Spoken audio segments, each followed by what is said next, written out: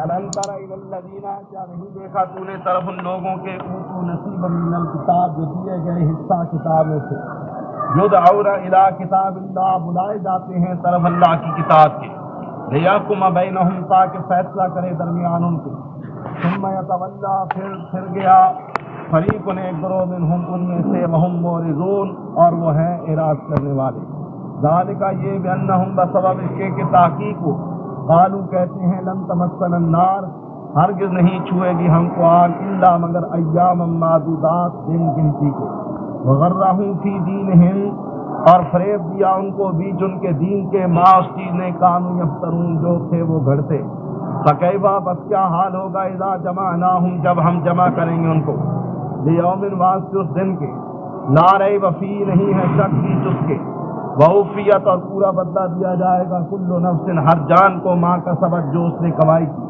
وہم لا یظلمون، اور وہ نہیں ظلم کیے جائیں گے۔ قل، کہہ دیجئے، اللہم مالک الملک، اے اللہ مالک ملک کے، تؤتی الملک من تشاء، تو عطا کرتا ہے بادشاہت جسے چاہے، عطا کرتا ہے ملک جسے چاہے، وتنزع الملک ممن تشاء، اور تو چھین لے ملک جس سے چاہے، وتعز من تشاء، تو عزت دے جسے چاہے، وتذل من تشاء، اور تو ذلت دے جسے چاہے، بیدک الخیر، تیرے ہاتھ میں ساری بھلائی ہے، انک علی کل شیء قدیر، بے شک تو پر ہر چیز کے قدرت والا ہے۔ تولج اللیل فی النہار، داخل کرتا ہے رات کو بیچ دن کے، وتولج النہار فی اللیل، اور داخل کرتا ہے دن کو بیچ رات، وتخرج الحی من المیت، اور تو نکالتا ہے زندہ کو مردہ سے، وتخرج المیت من الحی، اور تو نکالتا ہے مردہ کو زندہ سے، وترزق من تشاء بغیر حساب، اور رزق عطا کرے جسے چاہے بغیر حساب۔ اللہ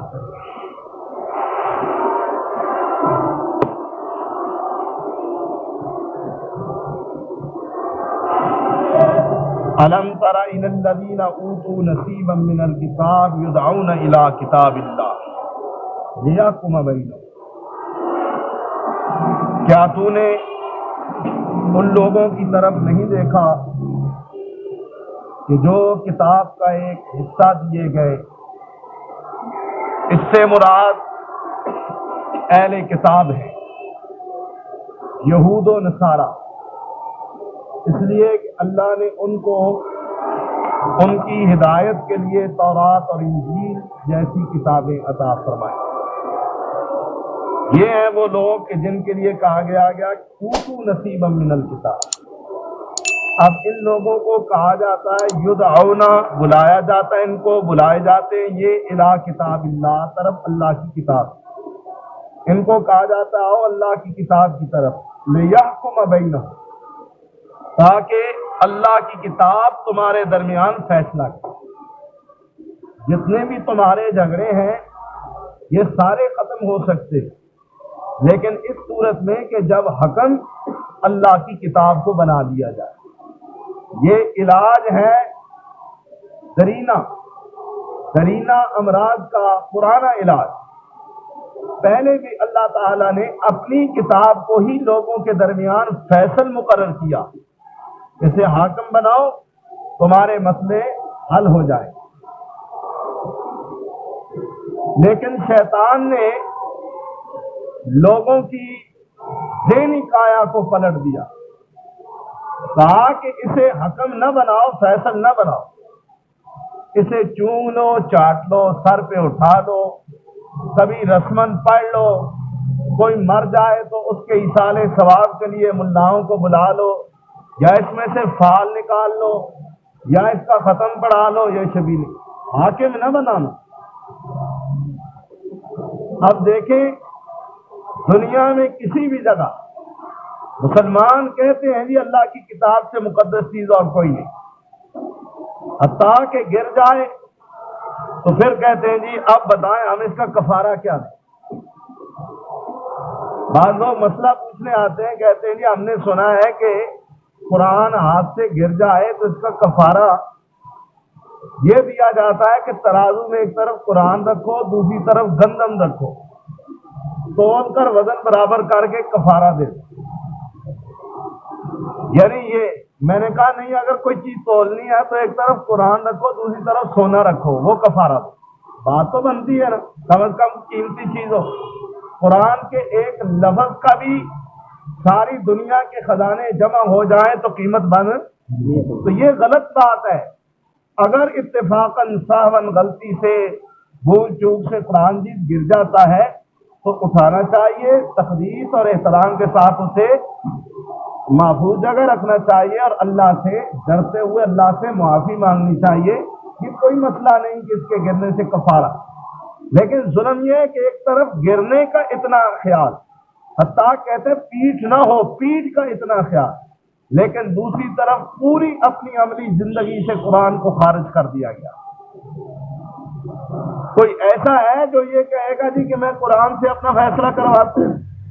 ہاں کوئی پھنسا پھنسایا ہوگا یا جسے کوئی قرآن اپنے حق میں نظر آتا ہوگا وہ تو کہے گا، لیکن عام لوگوں کو اگر آپ کہیں گی کہ آؤ بھائی لڑو نا جھگڑو نا قرآن سے فیصلہ، تو کہیں جی رکھے قرآن کو ایک طرف، ہم تو فیصلہ، تو یہ ایک شیطان نے ذہنی کایا پلٹی کہ بظاہر تقدیس اور احترام کے جذبات موجود ہیں لیکن اس سے فیصلہ کروانا پسند نہیں کرتا۔ اب اللہ فرماتے ہیں جب ان کو کہا جاتا ہے، بلائے جاتے ہیں اللہ کی کتاب کی طرف، لیحکم بینہم، تاکہ اللہ کی کتاب تمہارے اختلافات کا فیصلہ کرے، جو اللہ کی کتاب فیصلہ کرے اسے مان لو۔ اب یہود و نصارہ کے لیے اللہ کی کتاب یعنی تورات و انجیل سے بھی فیصلہ کروانا ان کے عقائد، نظریات، خیالات اور افکار کی موت۔ چنانچہ اللہ فرماتے جب ان کو کہا جاتا آؤ اے اہل کتاب، جو کتاب تمہاری طرف اللہ نے اتاری اسی کو رکھ کے درمیان میں فیصلہ کرتے ہیں، فرمایا ثم یتولی فریق منہم، ایک گروہ ان میں سے اعراض کرتا ہے، منہ موڑ جاتا ہے، پھر جاتا ہے، وہم معرضون، اور ہے ہی اعراض کرنے والے، یعنی ان کی روش ہی روگردانی، انحراف اور اعراض ہے، اس لیے کہ اللہ کی کتاب سے فیصلہ جو ہے یہ ان کو مارا نہیں کھاتا، اللہ کی کتاب کا فیصلہ ان لوگوں کے لیے قابل قبول نہیں، اس لیے یہ اعراض کرتے۔ اب سوال یہ پیدا ہوتا ہے کہ ایک طرف اللہ کی کتاب کو ماننے کے دعوے دار بھی ہیں اور دوسری طرف جب ان کو کہا جاتا ہے کتاب اللہ سے فیصلہ کروا دو تو منہ موڑ جاتے ہیں، اس کی وجہ کیا ہے؟ اللہ فرماتے ہیں اس کا سبب یہ ہے کہ ذالک بانہم، یہ بات، یہ ان کا نقطہ نظر، بانہم، بسبب اس کے ہے کہ تحقیق وہ قالو، کہتے ہیں لن تمسنا النار الا ایاما معدودات، نہیں چھوئے گی ہم کو آگ مگر چند گنتی کے دن۔ اصل سبب یہ ہے کہ یہ لوگ یہ خیال رکھتے ہیں، یہ سوچ رکھتے ہیں کہ اللہ ہمیں عذاب نہیں دے گا، ہم کچھ بھی کریں ہم اللہ کے چہیتے ہیں، لاڈلے ہیں، اس کے پیارے ہیں، اللہ ہمیں عذاب نہیں دے گا۔ پہلے پارے میں بھی آپ پڑھ چکے ہیں کہ یہ کہتے ہیں ہرگز ہمیں آگ نہیں چھوئے گی مگر چند، اور یہ اس لیے کہتے ہیں کہ نحن ابناء اللہ و احباؤہ، ہم اللہ کی اولاد ہیں، اللہ کے پیارے ہیں۔ لن يدخل الجنة الا من كان هودا او نصارى، سوائے یہود و نصارہ کے جنت میں اور کوئی جائے گا ہی نہیں، یہ اللہ نے بنائی ہمارے لیے، لہذا ہم اللہ کے چہتے ہیں، لاڈلے ہیں، اللہ کے بیٹے ہیں، جو کچھ بھی کریں ہمیں اللہ کبھی عذاب کے اندر نہیں مبتلا کرے گا۔ خیر یہ ان کا نقطہ نظر۔ اللہ فرماتے ہیں یہ سب دیدہ دلیریاں اور یہ سب نافرمانیاں اور یہ سب معصیتیں اور بغاوتیں اس لیے کرتے ہیں کہ ان کے دلوں سے اللہ کے عذاب کا ڈر نکل چکا ہے۔ وغرہم فی دینہم، اور فریب دیا ہے ان کو بیچ ان کے دین کے معاملے میں ان کو فریب میں مبتلا کیا ہوا ہے۔ کس چیز نے؟ ما کانوا یفترون، اس چیز نے جو خود انہوں نے گھڑی، جو خود انہوں نے بنائی ہے۔ افتراء بہتان کو کہتے ہیں، یعنی وہ چیز جو اللہ نے نہیں کہی، اللہ نے کبھی نہیں ان کو کہا کہ تم میرے لاڈلے ہو، جو بھی کرو میں تمہیں جنت دوں گا، اللہ نے کبھی یہ نہیں کہا تم میرے بیٹے ہو، اور باپ کبھی بیٹوں کو آگ میں نہیں ڈالتا۔ اللہ نے کبھی ان کو نہیں کہا کہ چند دن تم آگ میں ڈالے جاؤ گے پھر نکال لیے جاؤ۔ اللہ نے کبھی ان کو نہیں کہا کہ عیسیٰ تمہارے گناہوں کا کفارہ بن کے صلیب پہ لٹک چکا ہے، اب جو مرضی ہے کرتے پھرو۔ اللہ نے کچھ بھی نہیں کہا۔ ما کانوا یفترون، یہ سب کچھ وہ ہے جو انہوں نے اپنی طرف سے بنایا اور اللہ پر بہتان بنا کے اس کو جڑ دیا۔ یہ ہے افطرا۔ اب اس افطرا نے ان کو دین کے معاملے میں فریب کے اندر ڈالا ہوا ہے۔ ان من گھڑت تخیلات اور عقائد نے، ان خود ساختہ افکار نے ان کو دین کے بارے میں فریب کے اندر ڈالا ہوا ہے۔ وغرہم، اور فریب دیا ان کو، فی دینہم، ان کے دین کے بارے میں، ما کانوا یفترون، اس چیز نے کہ جو انہوں نے خود گڑا، خود انہوں نے تصنیف کیا ہے، خود انہوں نے بہتان باندھا ہے، خود انہوں نے اپنی طرف سے ایک چیز گھڑ کر اللہ کے ذمے لگائی۔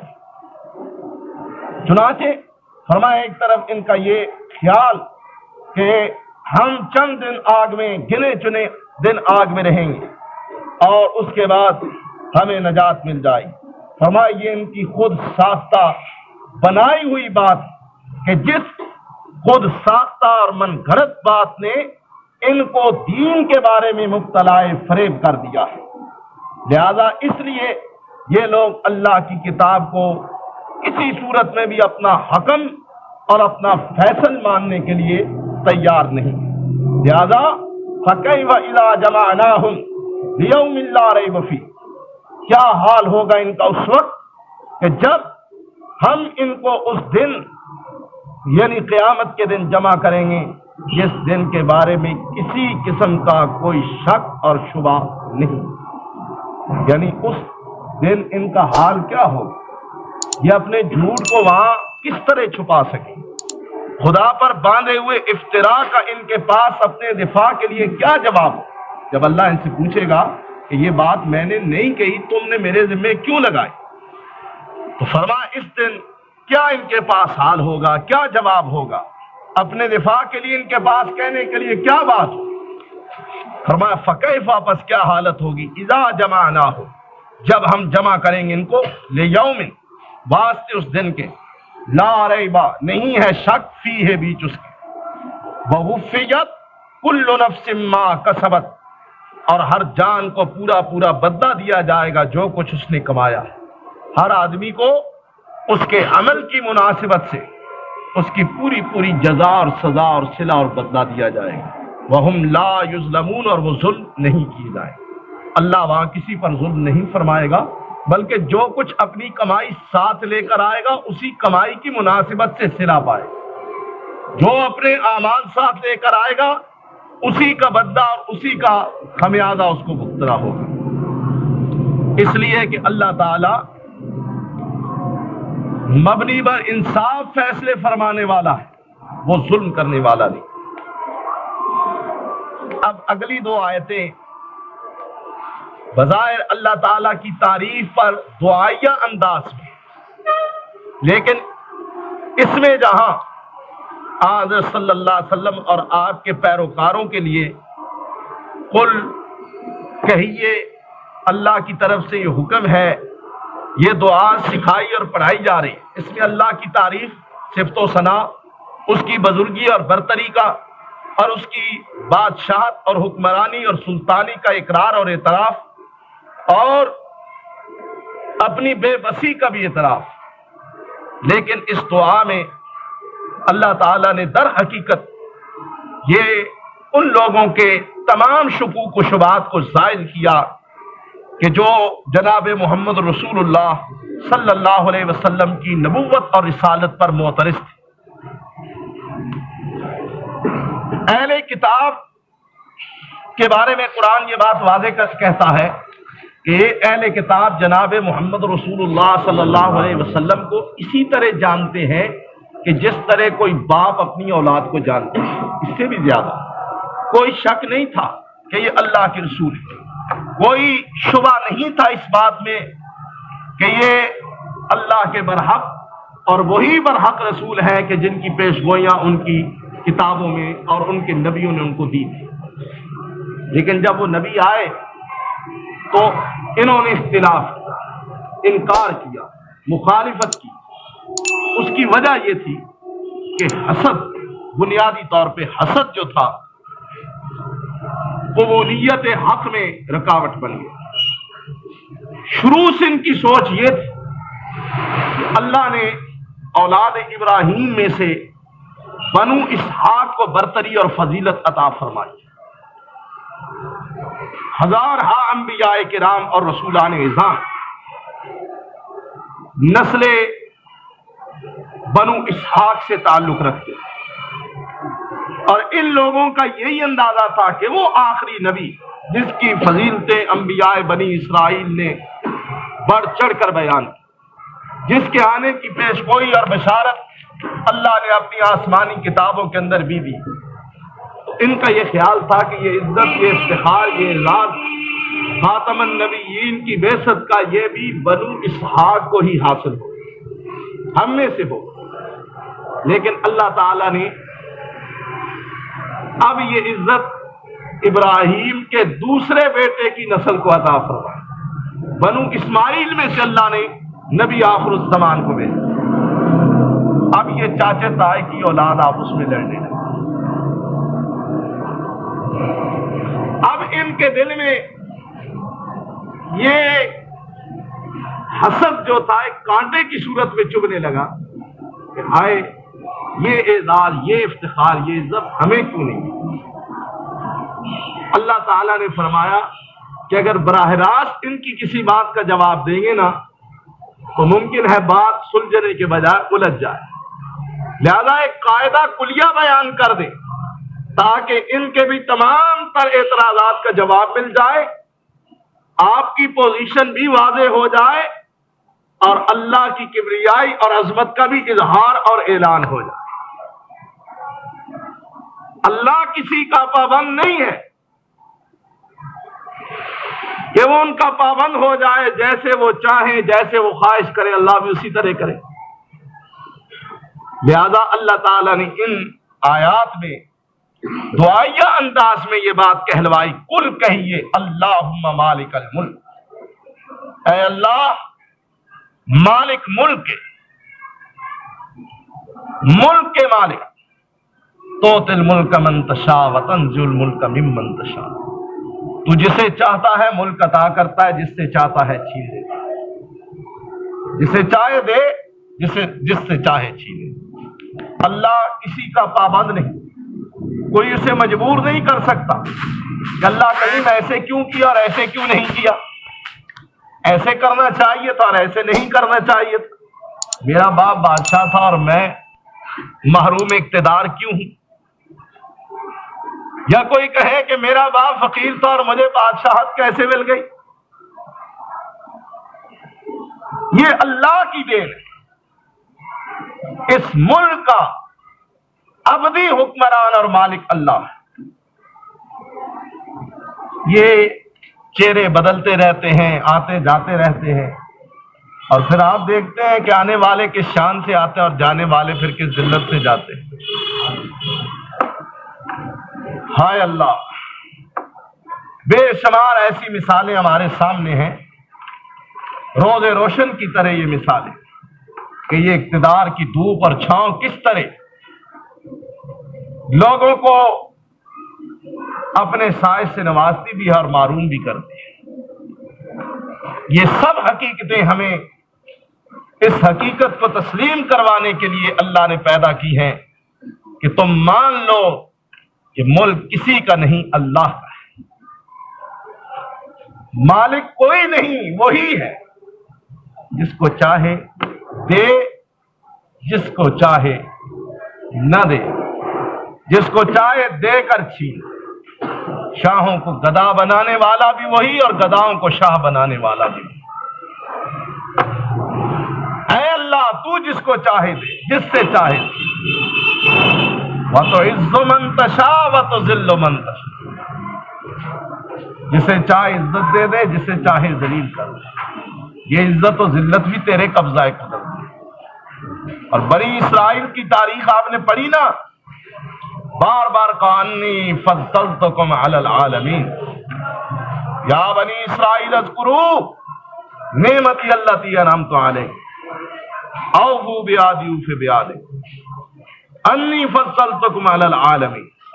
بار بار اے بنی اسرائیل میری نعمتوں کو یاد، میرے وعدوں کو پورا کرو، میں نے تمہیں عالمین پر برتری، فضیلت اور فوقیت بخشی. پھر یہی بنی اسرائیل تھے جن کے لیے کہا گیا ضربت علیہم الذلۃ والمسکنہ وباؤوا بغضب من اللہ. یہی بنی اسرائیل تھے جن کے لیے کہا گیا وجعل منہم القردۃ والخنازیر وعبد الطاغوت. ایک طرف وہ رفت، دوسری طرف یہ پستی. یہ کیا ہے؟ یہی ہے وَتُعِزُّ مَن تَشَاءُ وَتُذِلُّ مَن تَشَاءُ. جسے تو چاہے عزت عطا کرے اور جسے تو چاہے ذلت عطا کرے. اور یہی بات سمجھ میں آ جائے نا تو ریاکاری جڑ سے ختم ہو جائے، نمود و نمائش کا بیڑا غرق ہو جائے. ہم جو جھوٹی عزت، ظاہری شان بان آن کے لیے اتنے پاپڑ بیلتے ہیں، اگر یہ چیز سمجھ آ جائے کہ عزت ان حربوں سے نہیں ملتی، عزت تو عرش بری کے مالک کی طرف سے اترتی اور کسی کے گرانے سے کوئی نہیں گرتا. ذلتوں کے فیصلے بھی عرش معلیٰ کے مالک کی طرف سے ہوتے. اسی لیے حضرت صلی اللہ علیہ وسلم نے فرمایا کہ جو دنیا کی عزت اور وقار کے لیے اپنی کوششوں سے بھاگتا ہے، اللہ کہتے ہیں عزت تو میرے لیے ہے، تو کوششیں عزت کے لیے کرتا ہے. آگے آگے وہ آدمی ہوتا ہے، پیچھے پیچھے ذلت اور رسوائی ہوتی ہے. اور آپ نے محسوس کیا ہوگا کہ ایسے لوگ جو مصنوعی اور جعلی عزت اور وقار کو حاصل کرنے کی سعی کرتے ہیں یا لوگوں سے کسی ہیلے بہانے زبردستی اپنی عزت کرواتے ہیں، بظاہر تو شاید کوئی ڈر کے مارے کہہ دے، لیکن دلوں میں نفرت ہوتی ہے ایسے لوگوں کے بارے میں. ایسے لوگوں کے لیے قطعاً عام لوگوں کے دلوں میں عزت نہیں ہوتی. وہ بظاہر تو کہہ دیں جی صاحب جی السلام علیکم، سردار جی السلام علیکم، جھک جائیں گے قوم، لیکن دل میں نفرت ہوگی. اور عزت وہی ہوتی ہے جو دل کے اندر. وہی آدمی معزز ہے جو لوگوں کے دلوں پر حکمرانی کرے، جس کا راج دلوں پہ چلتا. اور یہ انسان کے اپنے بس کی بات ہے، یہ کسبی چیز نہیں ہے. یوں سمجھ لیں حصول عزت کسبی چیز نہیں ہے، یہ وہابی چیز ہے. اللہ جس کو چاہتا ہے عطا کرتا ہے. ہاں انسان اس لحاظ سے کہ اپنی نیت کو، اپنے معاملات کو، اپنے ارادوں کو، اپنے کرتوتوں کو، اپنے کردار کو درست رکھے جس طرح اللہ چاہتا ہے، تو پھر اللہ تعالی اس آدمی کو اس کے اس نیک نیتی اور پرخلوص اعمال کی وجہ سے یہ صلہ ضرور دے گا کہ لوگوں کے لیے اللہ اس کے دل میں محبت پیدا کر دے گا. حدیث پاک میں ہے کہ جب ایک آدمی اللہ کی محبت کی جستجو میں رہتا ہے، اللہ کی محبت کی جستجو میں رہتا ہے کہ اللہ کی محبت مجھے مل جائے، اللہ راضی ہو جائے، وہ لگا رہتا ہے. اب اس کے لیے پتہ ہے کیا طریقہ ہے؟ اس کے لیے یہی طریقہ ہے کہ اللہ اور بندے کا آپس میں وہ تعلق ہو کہ جو عابد اور معبود کا ہوتا ہے، جس کے اندر اخلاص ہو، للہیت ہو، تقویٰ ہو، ریا نہ ہو، نمود نہ ہو، خود غرضی نہ ہو، منافقت نہ ہو، دورہ پن نہ ہو، شوخ پنا نہ ہو، جو عابد اور معبود کا تعلق ہے. جب بندہ اللہ کو راضی کرنے کے لیے، اس کی محبت کے حصول کے لیے غرق ہو جاتا ہے، تو پھر اللہ اس بندے سے محبت کرنے لگ جاتے ہیں. اللہ اس بندے سے، جب وہ بندہ اللہ کا محبوب بن جاتا ہے تو اللہ اپنے مقربین فرشتوں کو کہتے ہیں میرے فرشتوں تمہیں پتا ہے زمین پر فلاں بندہ میرا محبوب ہے، وہ مجھ سے محبت کرتا ہے، میں اس سے محبت کرتا ہوں. مقربین کہتے ہیں اللہ اگر تو محبت کرتا ہے تو ہم بھی اس سے محبت کرتے ہیں، تیری محبت کی وجہ سے. پھر وہ مقربین آسمانوں کے ملائکہ میں اعلان کرتے ہیں، اے ملائکہ کی جماعت، تمہیں پتا ہے زمین پر فلاں بندہ ہے جو اللہ سے محبت کرتا ہے اور اللہ اس سے محبت کرتا ہے۔ ہم مقربین ملائکہ اللہ کی محبت کی وجہ سے اللہ کے اس بندے کے ساتھ محبت کرتے ہیں۔ ساتوں آسمانوں کے تمام انگنت فرشتے کہتے ہیں کہ ہم بھی اعلان کرتے ہیں، ہم بھی اس آدمی سے محبت کرتے ہیں جس سے ہمارا رب محبت کرتا ہے۔ اللہ کے رسول فرماتے ہیں پھر آسمانوں سے یہ محبت زمین کی طرف اترتی ہے، پھر اللہ اپنے بندوں کے دلوں میں محبت پیدا کر دیتا ہے ان کے لیے،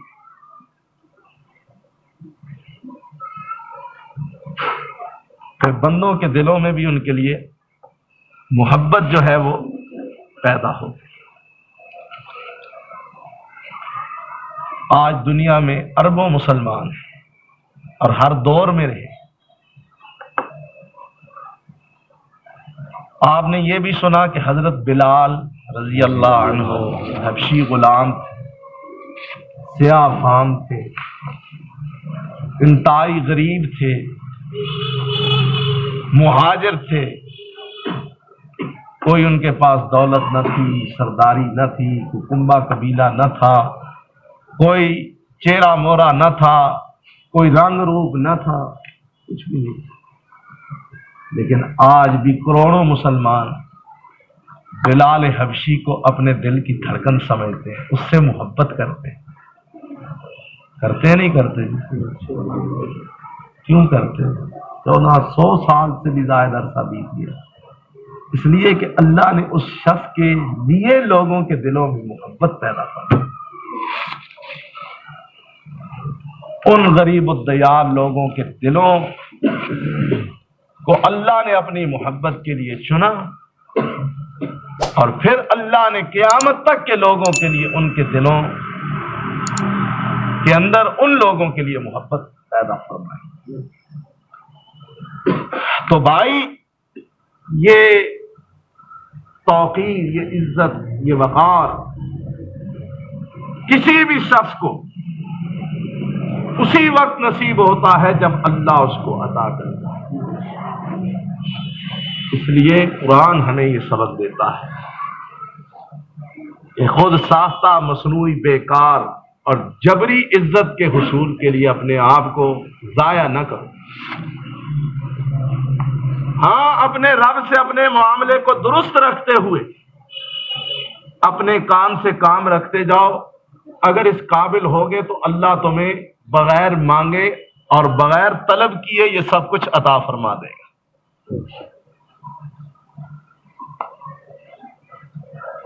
تو یہ عزت اور یہ ذلت، یہ دونوں من جانب اللہ۔ کہا کہ بنی اسرائیل، اگر تمہاری بدعمالیوں اور تمہاری غلط روش کی وجہ سے اللہ نے تم پر غربت، ذلت اور مسکنت کو مسلط کر دیا ہے، اور اللہ نے امیین میں سے رسول عظیم کو پیدا فرما دیا ہے، اس میں نہ تمہارا کوئی عمل دخل ہے نہ میرا کوئی عمل دخل ہے، یہ تو اللہ کی تقسیم ہے، اللہ کی عطا۔ جس کو وہ چاہتا ہے دیتا ہے، جس سے چاہتا ہے لیتا ہے، جس کو چاہتا ہے بلند کرتا ہے، جس کو چاہتا ہے پست کرتا ہے۔ بیدک الخیر، تیرے ہاتھ میں، تیرے قبضہ قدرت میں سب بھلائی ہے اے اللہ۔ انک علی کل شیء قدیر، تو ہی ہر چیز پر قادر ہے۔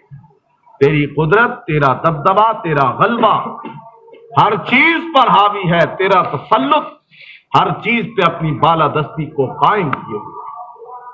کوئی نہیں کہ جو یہاں پر اپنی رائے کو، اپنی خواہش کو، اپنے عمل کو داخل کر سکے یا کسی صورت میں بھی اللہ کو اپنا پابند کر سکے۔ تولج اللیل فی النہار وتولج النہار فی اللیل، تو ہی وہ ہے کہ جو داخل کرتا ہے رات کو دن کے اندر اور دن کو رات کے اندر۔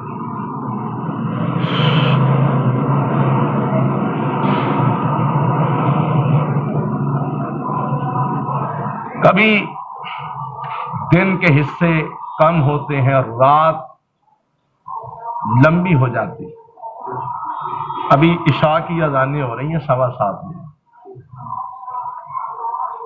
اور کبھی وہ وقت ہوتا ہے کہ آپ 7:15 بجے پانی سامنے رکھ کے سورج کو دیکھ رہے ہوتے ہیں کہ کب غروب اور ہم روزہ افطار کریں.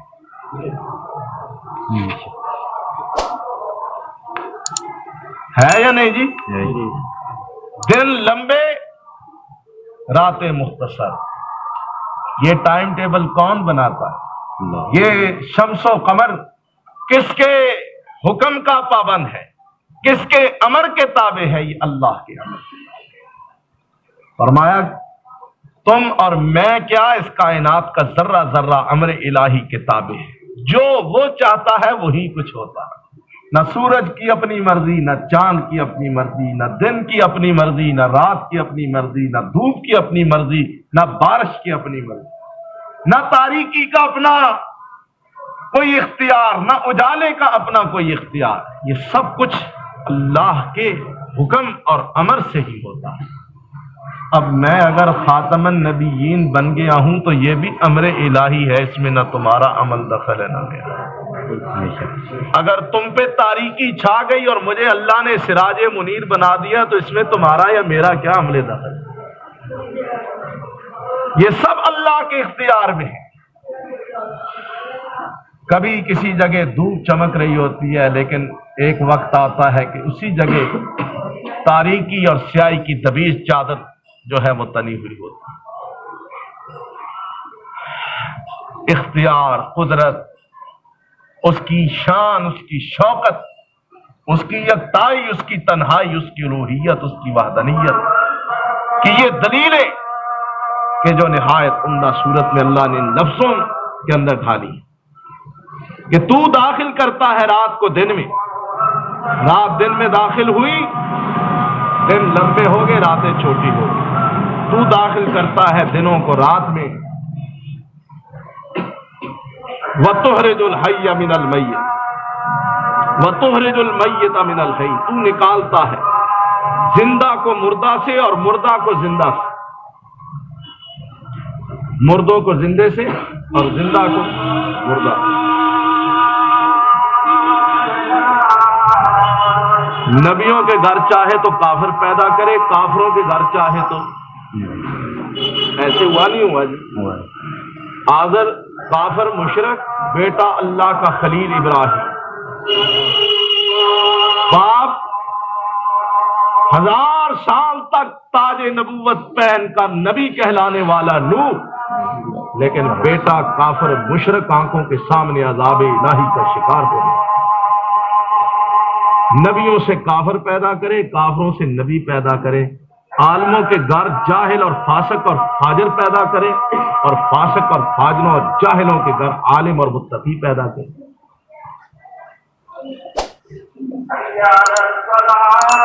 مرغی چوں چوں کرتی ہے، بے جان انڈا نکال دے، اور کبھی اسی بے جان انڈے سے چوں چوں کرتی مرغی نکال دے. جی زمین میں دانہ ڈالے خشک، لیکن لہلہاتا سبزہ نکلتا ہے اور سینکڑوں دانوں کو ساتھ لے کر آتا. غرض زندوں سے مردے، مردوں سے زندے، اچھوں سے برے، بروں سے اچھے، نبیوں سے کافر، کافروں سے نبی، عالموں سے جاہل، جاہلوں سے عالم، متقیوں سے فاسق، فاسقوں سے متقی. غرض کہاں تک سنیں گے، کہاں تک سنائیں گے؟ وَتُخْرِجُ الْحَيَّ مِنَ الْمَيِّتِ وَتُخْرِجُ الْمَيِّتَ مِنَ الْحَيِّ. تو نکالتا ہے زندوں سے، زندہ کو مردہ سے، اور تو نکالتا ہے مردہ کو زندہ سے. وَتَرْزُقُ مَن تَشَاءُ بِغَيْرِ حساب. اور تو عطا کرتا ہے جسے چاہے بغیر حساب، جسے چاہے بغیر حساب کے تو عطا. اللہ اکبر. صرف یہاں سے کھانے والی روزی ہی مراد نہیں، بلکہ ہر اللہ کی عطا اور اللہ کی دین اسے رزق کہا جاتا ہے.